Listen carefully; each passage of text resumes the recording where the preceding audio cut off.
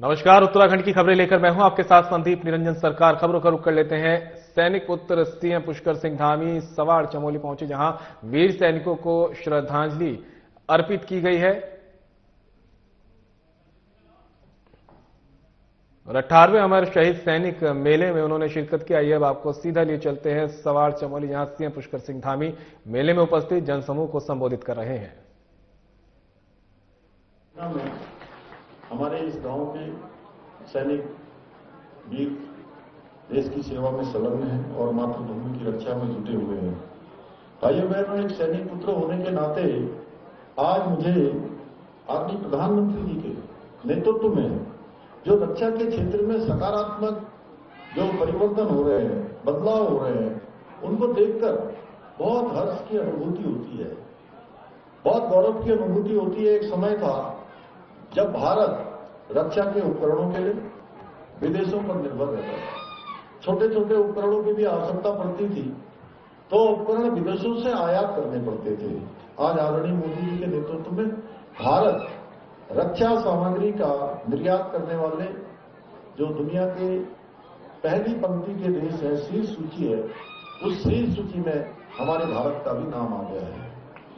हाल ही में ऑपरेशन सिंदूर के माध्यम से हमने ये सिद्ध कर दिया, भारत ने सिद्ध कर दिया कि हमारे सैनिकों के साथ साथ हमारे जो स्वदेशी हथियार हैं वो भी दुनिया के किसी देश की हथियारों से कम नहीं है। इस अभियान में भारत में निर्मित आकाश मिसाइल, जिसमें डिफेंस सिस्टम, ब्रह्मोस मिसाइल, ऐसी अनेक स्वदेशी हथियारों में पूरे विश्व में भारत के स्वदेशी हथियारों का डंका बजा दिया। भाइयों बहनों, आपको याद होगा 2014 से पहले, मोदी जी के देश के प्रधानमंत्री बनने से पहले हमारे सैनिकों को कोई गोली चलाने के लिए, गोली की मंजूरी के लिए भी ऊपर से मंजूरी लेनी पड़ती थी। उनको आदेश नहीं होता था कि दुश्मन की सीमा पार से कोई गोली आ रही है, कोई हमला हो रहा है तो उनको जवाबी हमला करना है।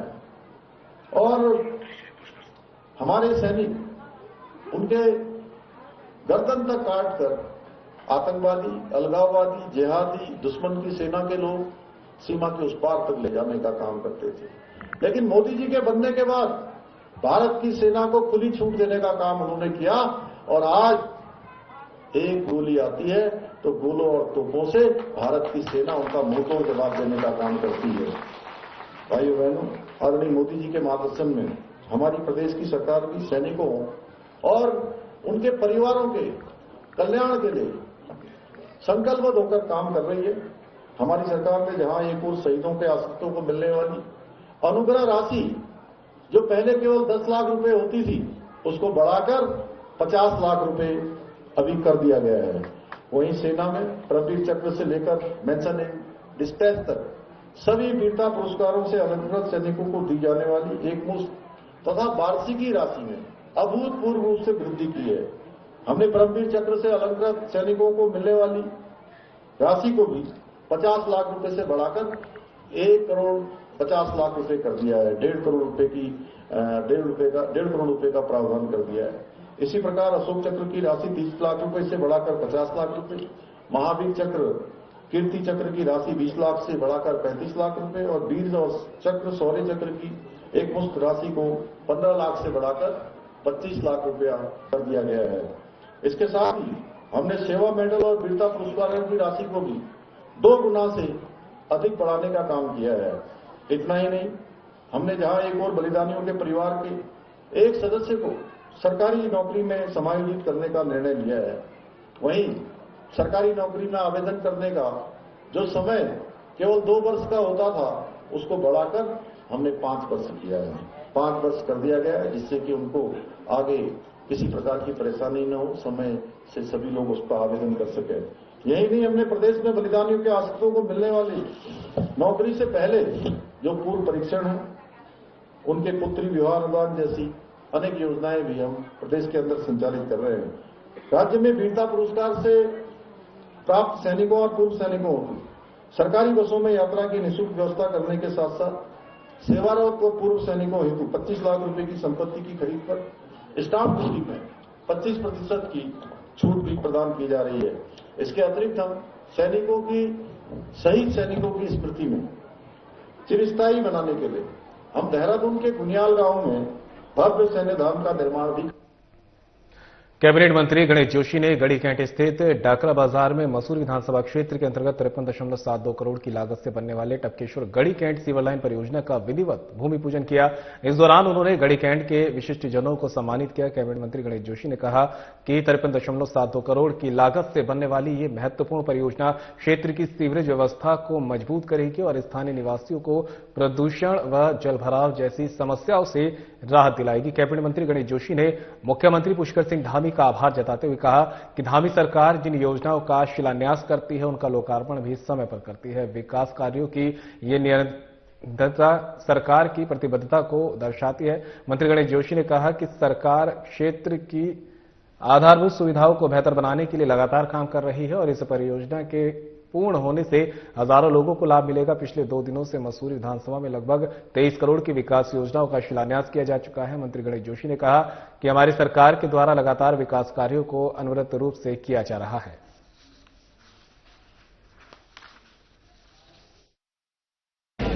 यहाँ पर सीवर लाइन पड़नी चाहिए, इसकी वजह से लगातार शिकायतें आती थी। घरों के बाहर ओवरफ्लो होते थे, इससे गंदगी भी होती थी। और मैं आभार करना चाहता हूं माननीय मुख्यमंत्री जी का मुझे अनुरोध कर 53 करोड़ रुपया स्वीकृत हुआ है, जो कि बहुत बड़ी राशि होती है। और इसमें इस क्षेत्र की सारी गलियों को, सारे इलाकों को हमने जोड़ा है ताकि किसी को दिक्कत न हो। हमने अधिकारियों से कहा है कि एक समय सीमा के अंदर इसको पूरा करें।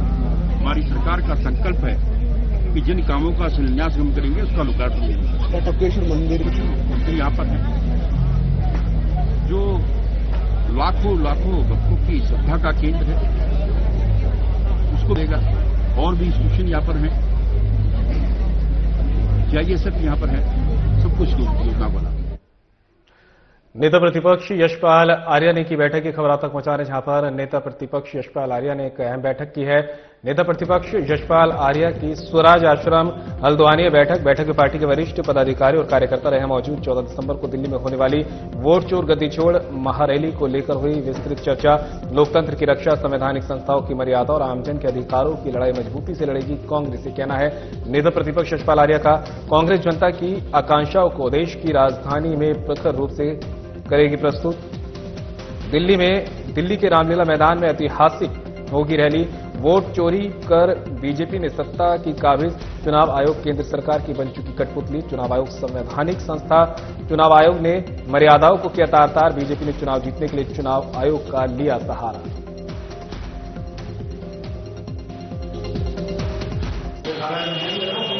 और जो जिला कांग्रेस समिति के अध्यक्ष हैं, हमारे ब्लॉक इकाई के अध्यक्ष, हमारे महानगर कांग्रेस के अध्यक्ष, विस्तृत चर्चा हुई है। और नैनीताल उधमसिंह नगर से हजारों की तादाद में कांग्रेस जन 14 दिसंबर को दिल्ली क्रॉस करेंगे और यह रैली ऐतिहासिक होगी। और जरूरत भी है इस बात की, जिस तरह से भारतीय जनता पार्टी सरकार ने, केंद्र सरकार ने वोट की चोरी की है, वोट की चोरी ही नहीं की है, डकैती डाली है। और चाहे हरियाणा का चुनाव हो, चाहे महाराष्ट्र का चुनाव हो, चाहे बिहार का चुनाव हो, हदें पार कर दी है। और चुनाव आयोग केंद्र सरकार की कठपुतली बन चुका है और एक गठबंधन हो चुका है। चुनाव आयोग एक संवैधानिक संस्था है और चुनाव आयोग ने अपनी मर्यादाओं को तार-तार किया है। लोकतंत्र में मताधिकार हमारा हक है, लोकतंत्र में मतदान हमारा अधिकार है और यह अधिकार हमें संविधान ने दिया है, डॉक्टर बाबा साहब भीमराव अंबेडकर जी ने दिया है। लेकिन आज लोकतंत्र की हत्या की जा रही है। तो देखने को मिला है जहां पर कांग्रेस विचारधारा के लोग हैं, अन्य विचारधारा के लोग हैं, जो कमजोर तबके के लोग हैं, जो शोषित लोग हैं, जो पिछड़े वर्ग के लोग हैं, जो अकलियतों के हमारी बिरादरी है, उनके नामों को मतदाता सूची से गायब किया जा रहा है, हटाया जा रहा है। और भाजपा के विचारधारा के, भाजपा से जो प्रभावित मतदाता हैं उनके नामों को जोड़ा जा रहा है। और राहुल गांधी जी ने हर मंच पर, हर प्लेटफॉर्म में बातें साझा की हैं, प्रमाण के साथ, सबूत के साथ, तथ्यों के साथ पूरे प्रदेश में, पूरे देश में उन्होंने जो इन्होंने चोरी की है उसका विस्तार से उल्लेख किया है और स्पष्ट किया है कि भारतीय जनता पार्टी ने चुनाव जीतने के लिए चुनाव आयोग का सहारा लिया है। नैनीताल पुलिस और प्रशासन ने रामनगर के पुछड़ी क्षेत्र में रिजर्व फॉरेस्ट भूमि पर बसे अवैध अतिक्रमण पर बड़ा ऑपरेशन चलाया। कोसी नदी किनारे फैले अतिक्रमण को भारी पुलिस बल और जेसीबी मशीनों की मदद से ध्वस्त किया गया। एनजीटी के निर्देशों के तहत पिछले कई महीनों से तैयार चल रही इस कार्रवाई को कड़ाई से अंजाम दिया गया है। सभी अतिक्रमणकारियों को पूर्व में नोटिस जारी किए गए थे। पुलिस, राजस्व और वन विभाग की संयुक्त टीम ने मौके पर पहुंचकर अवैध निर्माणों को ढहा दिया। किसी भी अप्रिय स्थिति को रोकने के लिए क्षेत्र में भारी पुलिस बल को तैनात किया गया। सोशल मीडिया पर भड़काऊ पोस्ट, सरकारी कार्रवाई को प्रभावित करने की कोशिश या विरोध प्रदर्शन की स्थिति में पुलिस ने कठोर कार्रवाई की चेतावनी भी जारी की। इस पूरे अभियान की मॉनिटरिंग स्वयं नैनीताल एसएसपी मंजुनाथ टीसी ने की। उन्होंने स्पष्ट संदेश देते हुए कहा कि सरकारी भूमि पर अवैध कब्जा करने वालों के खिलाफ सख्त कार्रवाई की जाएगी। सरकारी भूमि पर कब्जा करने वालों को किसी भी सूरत में बख्शा नहीं जाएगा।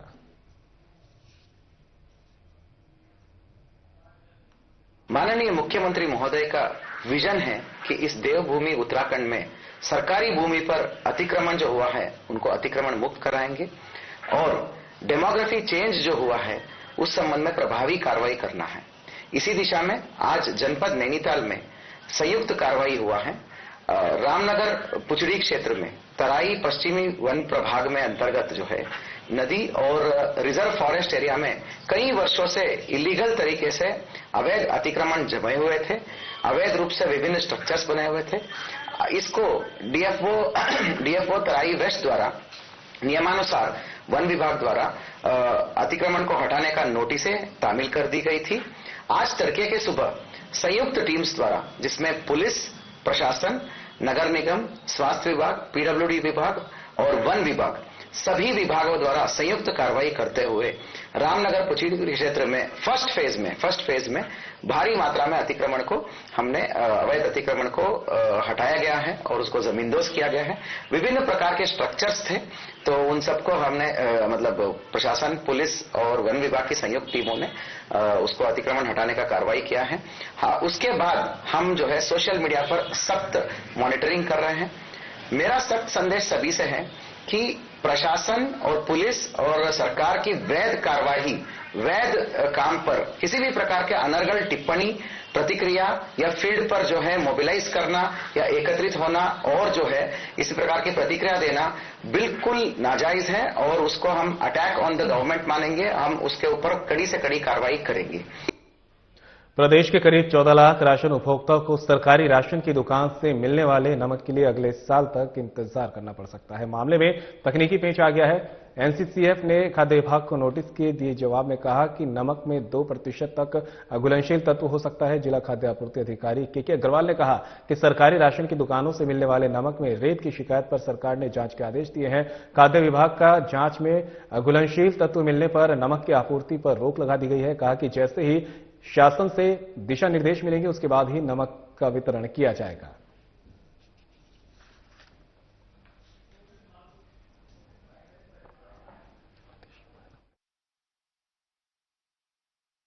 राज्य में जो है समस्त कार्यधारकों को नमक का भी वितरण कराया जा रहा था जो अभी सैंपलिंग में कुछ उसमें अधो मानक पाए जाने के कारण उस पर शासन द्वारा उस पर रोक लगाई गई है और उसके बाद जैसे भी जो निर्देश शासन से प्राप्त होंगे उसके अनुसार ही जनपद में जो है इस पर कार्रवाई की जाएगी। प्रदेश में मानव वन्यजीव संघर्ष की बढ़ रही हैं घटनाएं। खबर आप तक पहुंचा रहे हैं जहां पर प्रदेश में मानव वन्यजीव संघर्ष की बढ़ रही घटनाएं। नेता प्रतिपक्ष यशपाल आर्या का आया बयान। गुलदार और भालू के हमले में लोग गंवा रहे अपनी जान, ही कहना यशपाल का। मानव वन्यजीव संघर्ष पर रोक लगाने में वन विभाग पूरी तरह असफल। लोगों का घरों से निकलना हो गया दूभर। बच्चों की पढ़ाई हो रही प्रभावित। वन विभाग नहीं कर रहा कोई प्रभावी कार्रवाई। समस्या को गंभीरता से नहीं ले रही सरकार। सरकार के नतीजे शून्य, दिसंबर के अंतिम सप्ताह में विभिन्न मुद्दों को लेकर हल्द्वानी में करेंगे धरना प्रदर्शन। ये लोगों का मानव हानि हो रही है और जो हमारे जानवर हैं भी वो सुरक्षित हैं। लगातार ये घटनाएं घट रही हैं, बाघों का आतंक, शेर का आतंक, लोग घरों से दिन में निकलना दूभर हो गया है, बच्चों की पढ़ाई प्रभावित हो रही है, कई दुर्घटनाएं हो चुकी है, लेकिन सरकार चैन की बंसी बजा रही है। सरकार खामोश है। वन विभाग इस मामले में कोई प्रभावी कार्रवाई नहीं कर रहा है। सरकार वादा करती है, वायदे करती है, दखल भी देना चाहती है, लेकिन नतीजे सिर्फ शून्य है। और मेरा मानना है कि इसके लिए भी एक बृहद आंदोलन की आवश्यकता है। और मेरा मानना है कि इसी महीने में, दिसंबर के माह में, अंतिम सप्ताह में विभिन्न मुद्दों को लेकर हल्द्वानी में एक विशाल धरना प्रदर्शन करेंगे और जिससे कि भारतीय जनता पार्टी को बेनकाब किया जा सके। कानून व्यवस्था को सुदृढ़ और चाक चौबंद बनाए रखने के लिए हरिद्वार पुलिस दिन रात लगातार एक विशेष और व्यापक अभियान संचालित कर रही है। इस अभियान का मुख्य उद्देश्य सुरक्षा व्यवस्था को मजबूत करना और इसके साथ ही आपराधिक गतिविधियों पर नकेल कसना है। सुरक्षा की दृष्टि से पुलिस द्वारा प्रतिदिन प्रातःकाल एक सघन सत्यापन प्रक्रिया चलाई जा रही है, जिसके तहत किराएदारों की पहचान और दस्तावेजों का गहन यहां पर सत्यापन और धर्मशाला, लॉज में स्थायी रूप से ठहरे हुए व्यक्तियों और आगंतुकों के रिकॉर्ड की जांच की जा रही है। पुलिस टीम इस सुरक्षा अभियान की सफलता के लिए जनता से पूर्ण सहयोग की अपील कर रही है। हरिद्वार पुलिस ने जनता से अनुरोध करते हुए कहा कि यह अभियान हरिद्वार की शांति और सुरक्षा सुनिश्चित करने के लिए अत्यंत महत्वपूर्ण है। आपका सहयोग एक सुरक्षित और भयमुक्त समाज बनाने में सहायक होगा।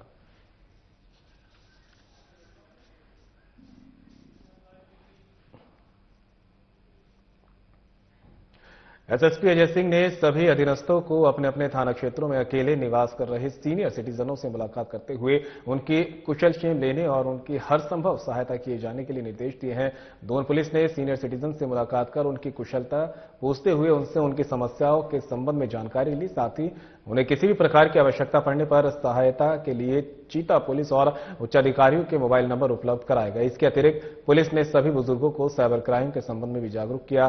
सभी बुजुर्गों ने दोन पुलिस द्वारा की जा रही पहल की प्रशंसा करते हुए पुलिस कर्मियों के सर पर हाथ फेरकर उन्हें अपना आशीर्वाद दिया।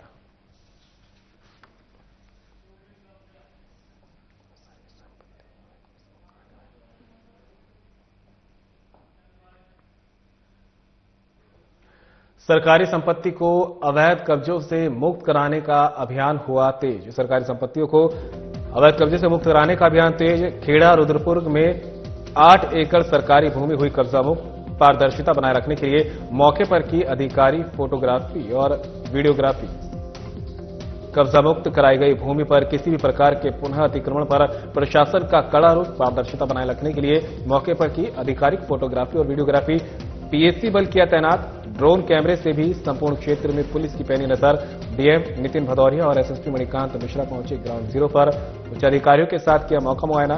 संबंधित अधिकारियों को दिए सख्त निर्देश। अवैध कब्जा करने वालों पर होगी सख्त कार्रवाई, कहना है डीएम का। कानून व्यवस्था बनाए रखना हमारी सर्वोच्च प्राथमिकता है, एसएसपी का कहना है। मजबूती और निष्पक्षता के साथ की जा रही कार्रवाई। उपद्रव या अवरोध पैदा करने वालों पर होगी कठोर कार्रवाई।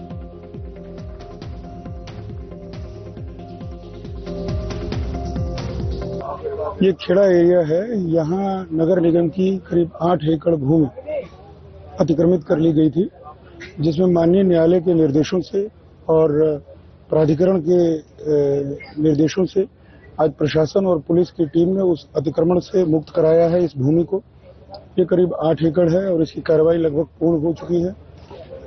इसमें पर्याप्त पुलिस बल और प्रशासन के अधिकारी यहाँ नियुक्त हैं। किसी प्रकार की कोई लॉ एंड ऑर्डर की आप लोग के सभी के सम्मुख ये कार्रवाई संपन्न कराई गई। सुबह से पुलिस और प्रशासन मिलकर इस कार्रवाई को संपादित कर रहा है। ये हाईकोर्ट के आदेश से इसको जब देखा गया तो उसमें देखा गया कि लगभग 8 एकड़ भूमि सरकारी भूमि थी, इस पे कुछ न कुछ करके कब्जा कर रखा था। ये नगर निगम की टीम को इसको हम लोगों ने आज उसको अवमुक्त कर उनको सौंप दिया गया है। अब नगर निगम यहाँ पे प्लान कर हो सकता है पीएमएवाई आवास हम लोग और बनाए ताकि गरीबों को मुफ्त आवास मिल सके। यहाँ पे मौजूद जिसको भी हम लोगों ने मुक्त कराया।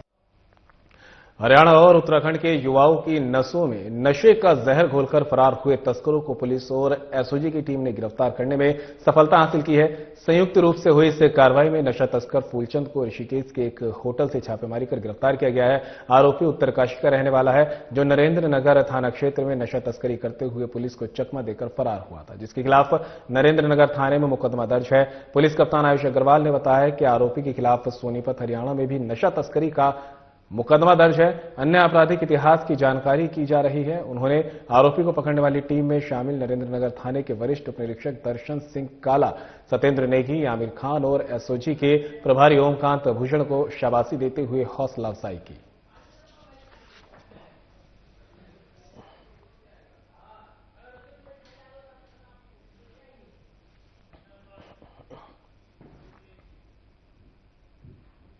नैनीताल और उसके आसपास इन दिनों मौसम सुहावना होने से पर्यटकों की संख्या में जमकर इजाफा हो रहा है, जबकि प्रातःकाल और देर रात कड़ाके की ठंड पड़ रही है। जिला प्रशासन द्वारा अलाव भी कई स्थानों पर जलाए जा रहे हैं। यहां पर्यटकों के आवाजाही से स्थानीय कारोबारियों के चेहरे में रौनक साफ नजर आ रही है। पर्यटक जमकर जहां पर्यटक स्थलों का घूमकर मजे ले रहे हैं, वहीं नौका विहार का लुत्फ उठा रहे हैं। उधर पर्यटकों नैनीताल के साथ साथ भवाली, भीमताल, सातताल, नैना पार्क, स्नोव्यू, हिमालय दर्शन समेत नैना देवी मंदिर, हनुमानगढ़ और बाबा नीम करौली महाराज भी पहुंच रहे हैं। पर्यटकों के आने से घोड़ा चालक, टैक्सी चालक की भी पौबारा हो रही है। जहां एक तरफ तराई क्षेत्र में ठंड का प्रकोप जारी है, वहीं नैनीताल में मौसम सुहावना हो गया है।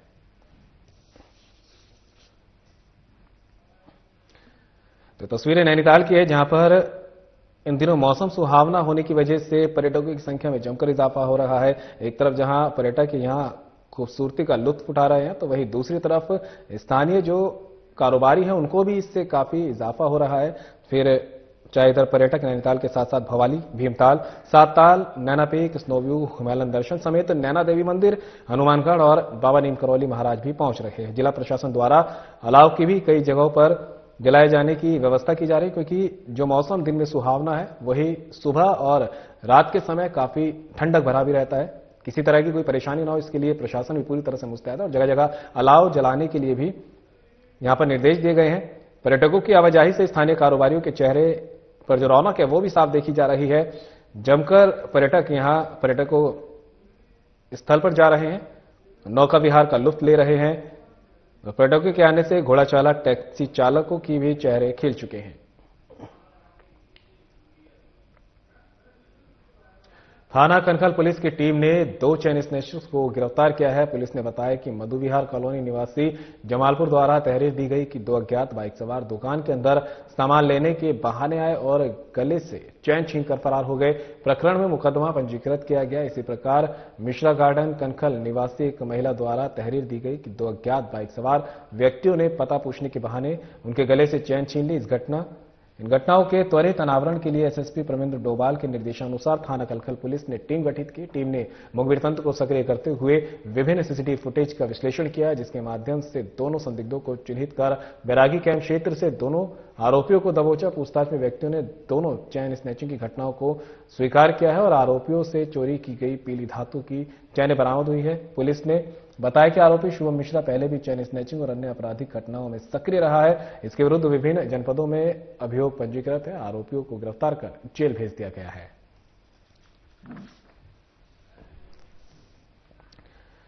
तो थाना कनखल पुलिस की टीम ने 2 चैन स्नैचरों को गिरफ्तार किया है। तस्वीरें देख सकते हैं आप, ये वही दोनों चैन स्नैचर्स हैं जिन्होंने चैन स्नैचिंग की वारदात को अंजाम दिया था। पुलिस ने बताया कि मधुविहार कॉलोनी निवासी जमालपुर द्वारा तहरीर दी गई थी कि 2 अज्ञात बाइक सवार दुकान के अंदर सामान लेने के बहाने आए और गले से चैन छीनकर फरार हो गए। प्रकरण में मुकदमा पंजीकृत किया गया है। इसी प्रकार मिश्रा गार्डन कनखल निवासी एक महिला द्वारा भी तहरीर दी गई थी कि 2 अज्ञात बाइक सवार व्यक्तियों ने पता पूछने के बहाने उनके गले से चैन छीन ली। इन घटनाओं के त्वरित अनावरण के लिए एसएसपी प्रमेंद्र डोभाल ने निर्देश दिया कि थाना कनखल पुलिस टीम तैनात करे और इस पूरे प्रकरण को सुलझाया जाए, जिसके बाद मुखबिर तंत्र को सक्रिय किया गया और सीसीटीवी फुटेज विश्लेषित किए गए, जिनके बाद इन दोनों की धरपकड़ की गई। और फिलहाल इस बुलेटिन में मेरे साथ इतना ही। दीजिए इजाजत। नमस्कार।